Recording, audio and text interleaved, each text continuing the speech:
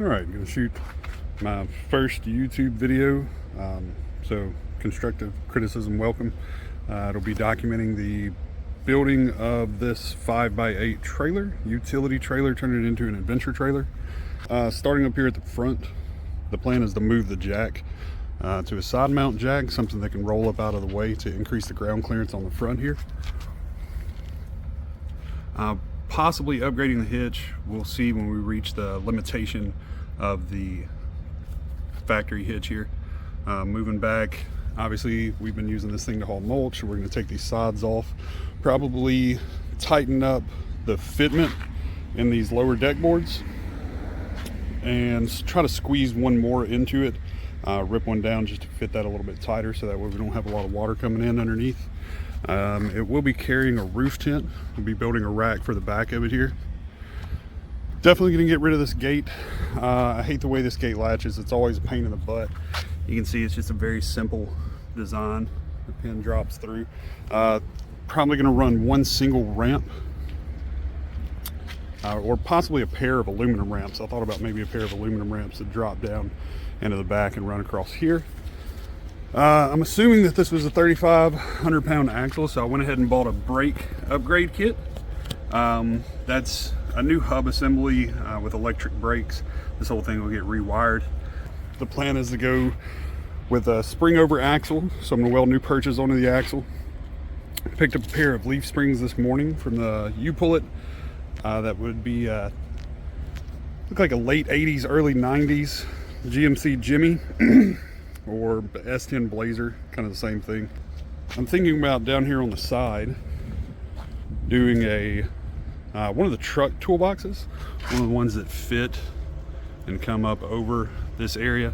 If I can find a good deal on one, it'll get one. If not, there's also plans to do a kitchen, full out kitchen somewhere in this area. We have a solar panel to mount on it. We'll be running close to a 30-inch tire, maybe a 31. I'll have to see what we have sitting around that we can swap onto this. 15-inch wheels. We'll probably do some type of box system up front. Again, if we can find a good deal on one from Marketplace or somewhere like that. Definitely looking to be budget minded on this entire build. There will be new tie-down points. There's nothing wrong with these, just need a lot more of them. The two dirt bikes that will be going on this thing, we're hoping to be able to carry two dirt bikes and a go-kart, although that's probably going to be pretty tight to get both of them on there. Definitely will be on its kind of maiden voyage. It'll be hauling two dirt bikes, and we'll be living out of this with a roof tent on it for about a week. So this is the direction it's heading.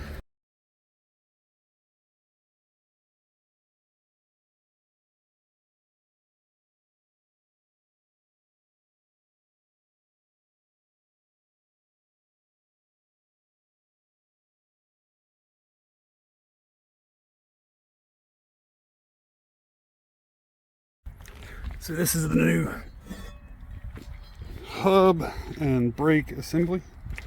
These are some tires off of a ridiculously clean two-door Jeep Cherokee with a manual transmission in it.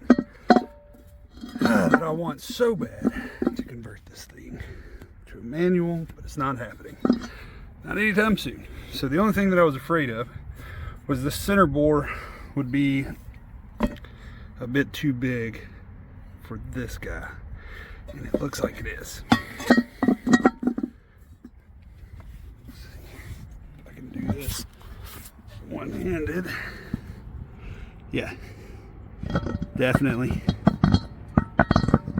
But it seems to clear at the back of it, and this is just a lip, so I'm thinking I could probably take a die grinder to that and take that out. Yeah, that's what we're gonna do.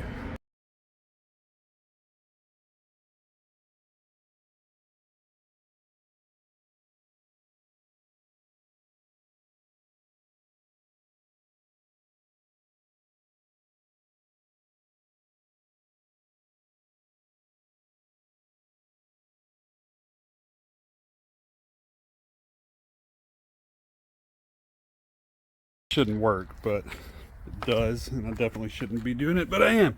All I could find was the cross-cut bits. These are terrible for cutting aluminum. Even if you spray load a WD-40 on it to keep it clean, they still end up gumming up and they just take forever. What you want is just a, I think they call it like a 2-flute bit. So you, instead of it being crossways, you just have 2 spiraling around the bit. Instead of going to town to get another one, when I know I have it, I just can't find it. I knew I had one of these. This is a trimming bit, or like a cutout bit. So if you want to finish up laminate countertops or cut out a shape. So yeah, it's going a lot quicker. I may end up having to come back and finish up with a flap wheel. I do know where those are. That bad idea actually worked really fast. And so I decided, instead of doing a time lapse on this next I'll just do it at regular speed. That way I can remember how quick this was. Earplugs. Here, earplugs.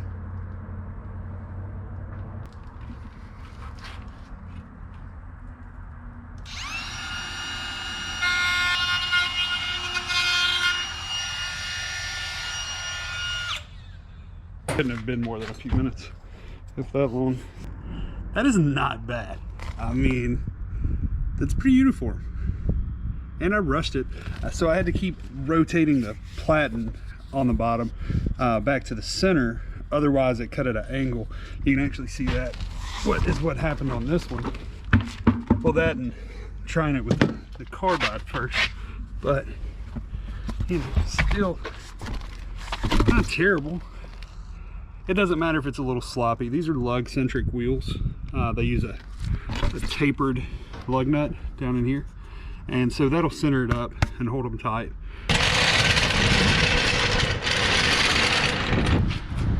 So we know that the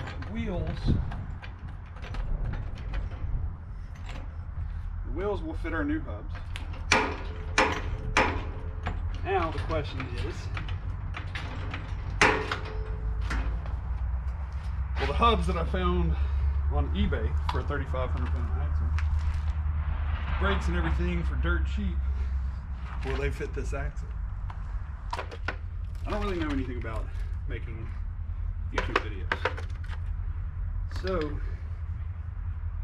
if there's anything glaring that jumps right out at you that's like, oh, this would make this better, feel free, throw it out there.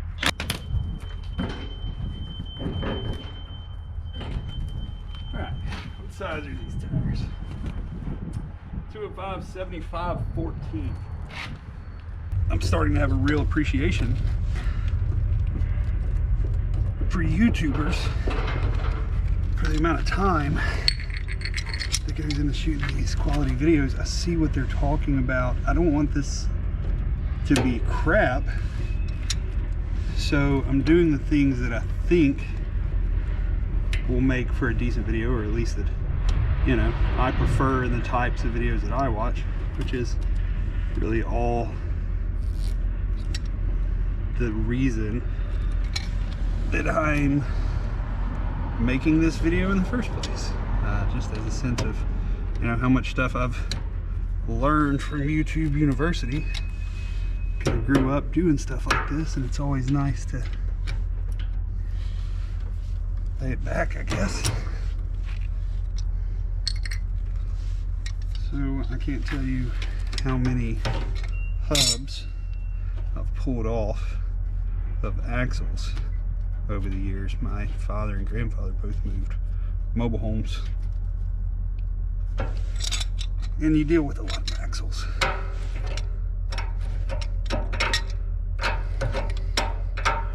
So all that is a spindle sticking out. This is a castle nut,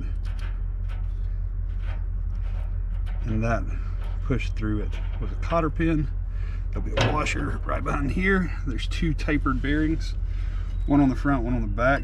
These tapers run inward like this, and I'm starting to get concerned that this axle is extremely smaller than I thought it was.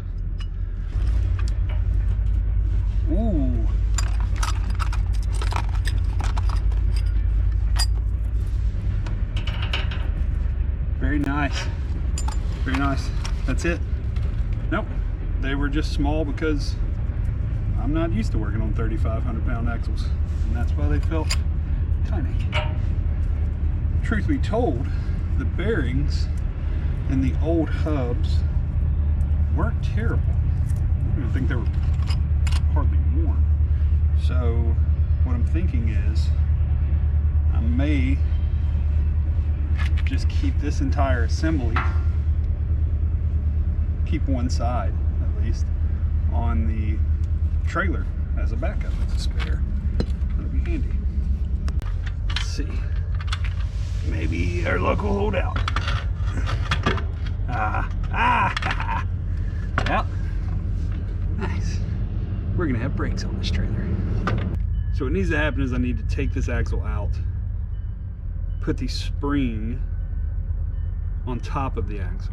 This.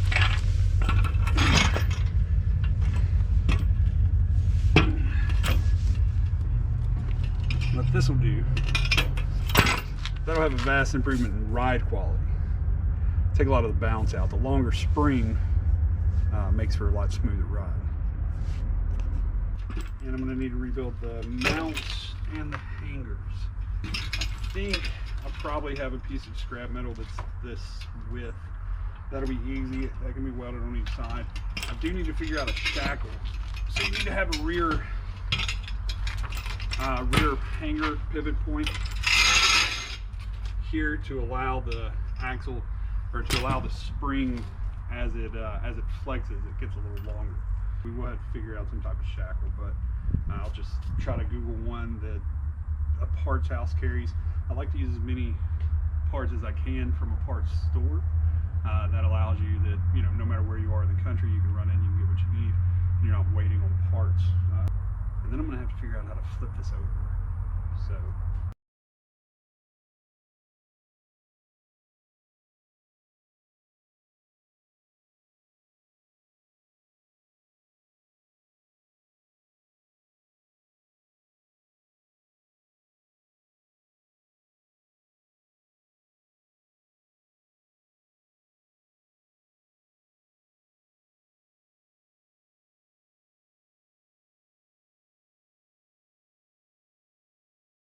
One thing to keep in mind if you're doing spring over axle swaps on the smaller trailers, if the axle has a camber bend, which is just a bend right here in the center of the axle, you do have to cut and remove the purchase. Now I have new purchase, but I'm going to check this with a straight edge because it looks straight. When you're tall, you can make use of ceiling storage. So I think it's just because of the build up here in the center. I'm getting the same thing. I'm getting a gap on each side, on the top and the bottom. So that means there's just a lot more rust underneath the middle. Let's get this axle stripped. And then we're gonna figure out how to flip this trailer over. Yeesh.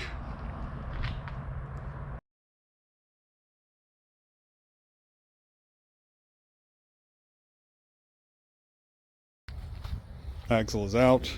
Will our new spring eye bolt, that's what it's called, tie bolt, is this right here.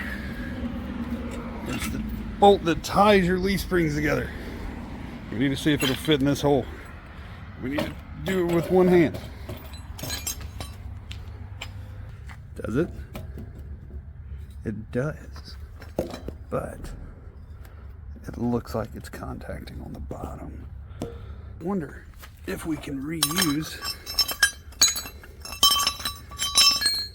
these. Not happening. All right, just so happened I recently upgraded the rear suspension on the Jeep to a 488.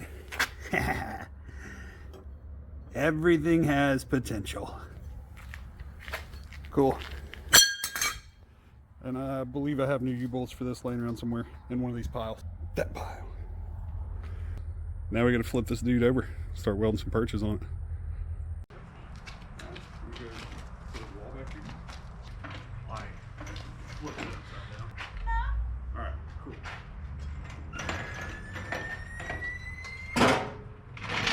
too.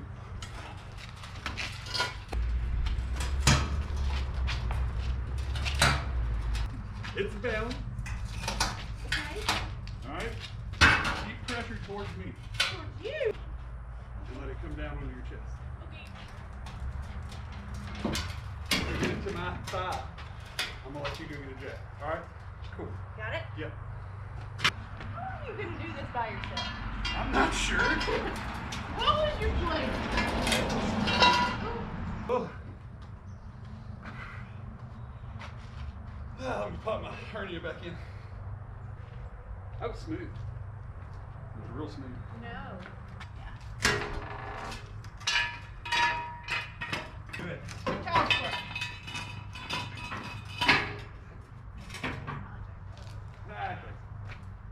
Thing went a lot easier than expected. Thank God she came home when she did. Now it's a lot of layout. So I've got this piece of 3-inch OD. I believe it's 125 wall. Plenty strong. Should be plenty strong. Well, that's quarter that's on it from the factory.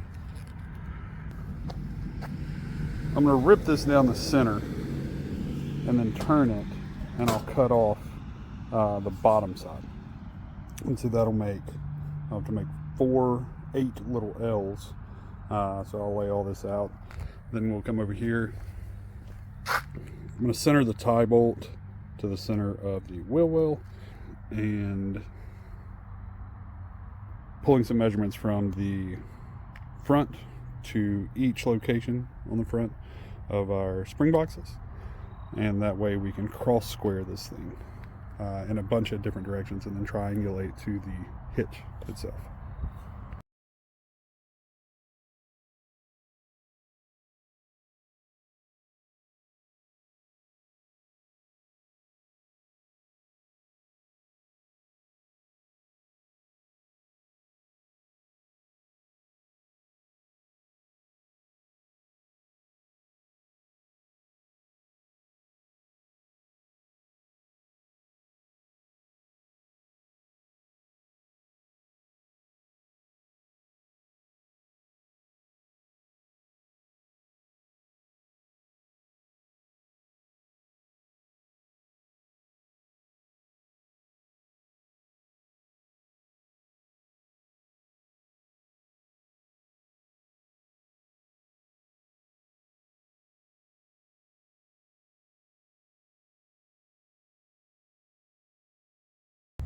That's where we left off yesterday. One side is mounted. Had to guess a lot for the angle of this shackle. I think that's going to be about right at ride height. As the spring compresses, it gets longer, so it will move backwards, but this is my center point of the wheel well, and when this moves, when this compresses, just with my body weight on it, it moves back about 1 inch, and then the travel will start to slow down a lot as this angle of the shackle increases. Here's some simple mounts I made. I did notch them out to get them to fit around this cross member. I didn't want to cut this cross member. Same with this back here. I didn't have a piece of tubing that was wide enough for the shackle to fit inside, so what I did was I just cut down the middle and make some real simple L brackets. So once this side is pieced together, I'll come here, find a center point, measure, triangulate to each one of these, and then make sure that they're square in relationship to each other, and then also running parallel.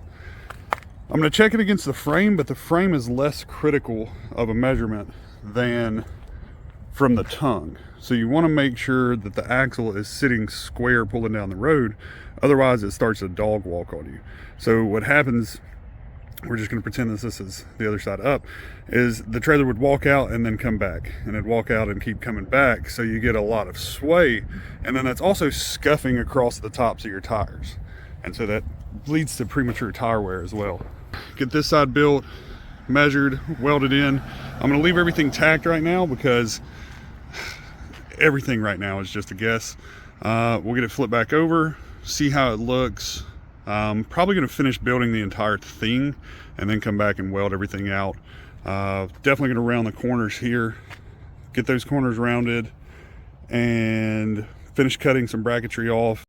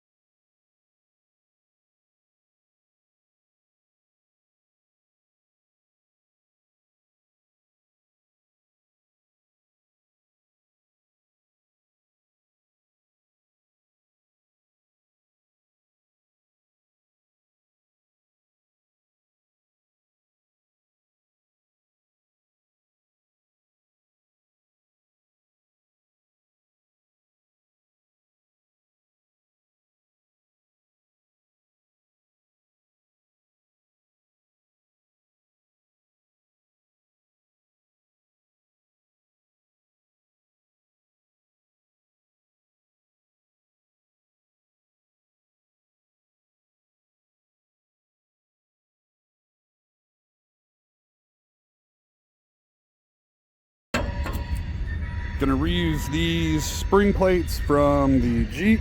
I think these were part of a rough country lift, maybe. I think I'm gonna be able to get by running the springs under the axle. So with it being upside down, of course, they're on top.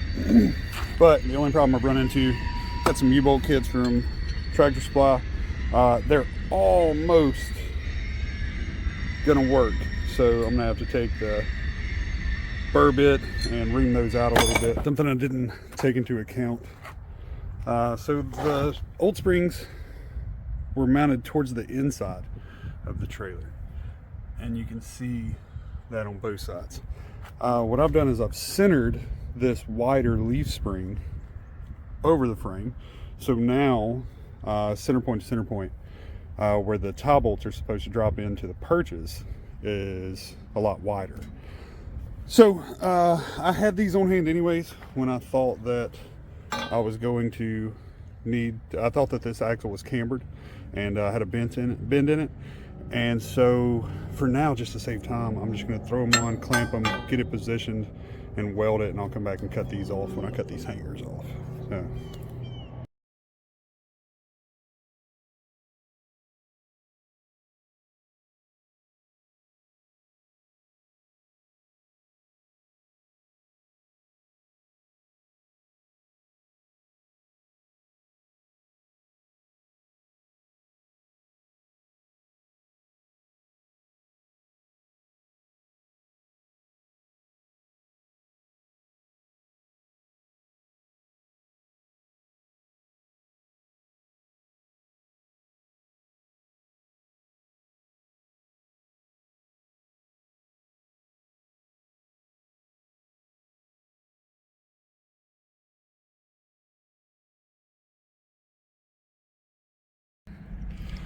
Brief side note on one of the tools that I'm using. This is just, if nobody's ever seen it, if you don't deal with a lot of large screws, threaded stuff, they work great for axles. Axles would probably be, a spindle would probably be the only thing that kind of like a garage guy would use it for. But these are pretty affordable, made in the USA. It's a OTC 7402. Here's all your different dies. They come in metric and standard, and they are great for repairing the threads on the outer ends of spindles, but also just for taking care of large bolts, threaded sleeves, collars, and things like that in general. So if nobody's ever used one of these, it's a super useful tool.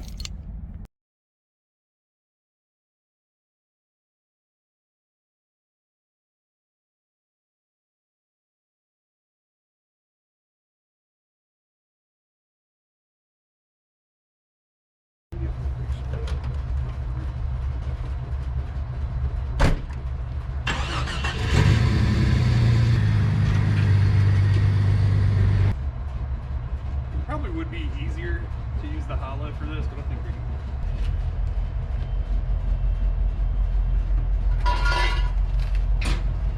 Fan it up and then walk around. It's so much heavier with the axle. It starts to go, just run away from it. All right, good.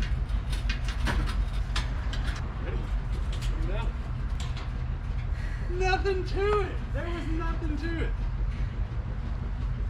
I was anxious.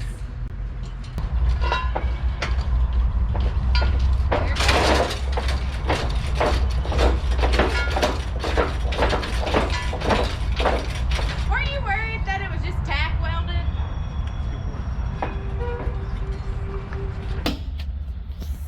Back on its own 2 feet.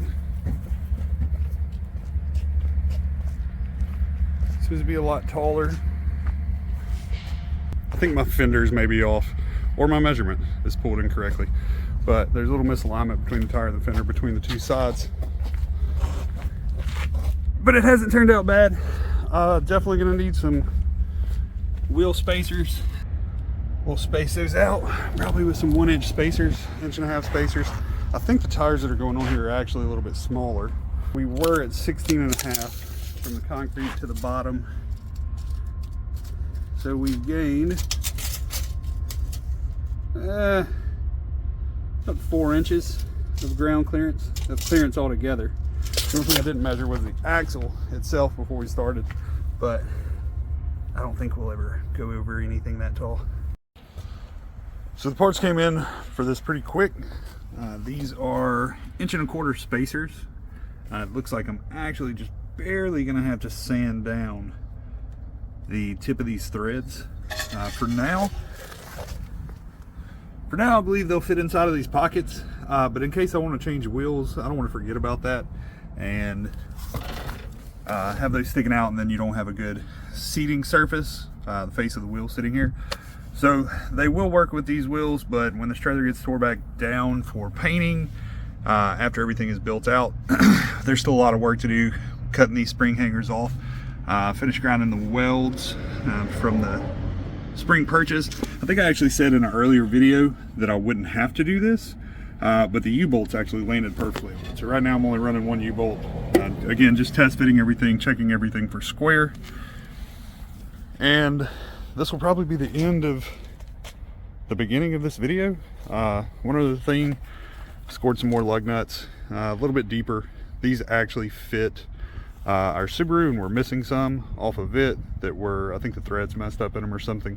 So just bought a matching set, same thread pitch, and then all vehicles will use a 3/4 socket to remove the lug nuts, and just kind of keeping everything universal.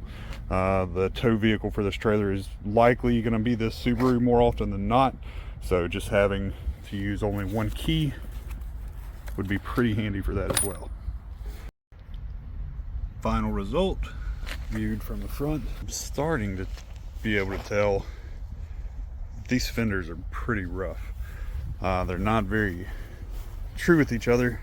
It doesn't stick out too far past the fenders, but the fact that they're so far out of square and it makes the axle look like it's sideways underneath there, I kind of just want to cut them off and start over, maybe with some 1/8 plate, just come out with a flat top. I think having another flat top right here, flat surface, just be useful.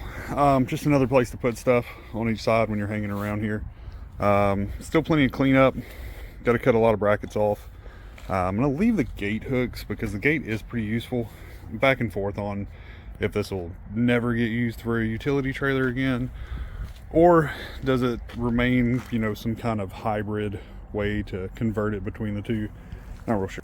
I've got about 3 weeks to do this, actually a lot less than 3 weeks, just working on it in the evening times and on the occasional weekend, in between children and life. So things are going to move pretty quick on it. Not sure how this whole YouTube thing will work. I've never even edited a video before, really, so we'll see. I'm going to try to document this the entire way though, and have some other stuff that I'd be happy to share if anybody's interested in it. Here it is. If anybody's interested in seeing some other stuff being built, I guess stick around. Thanks.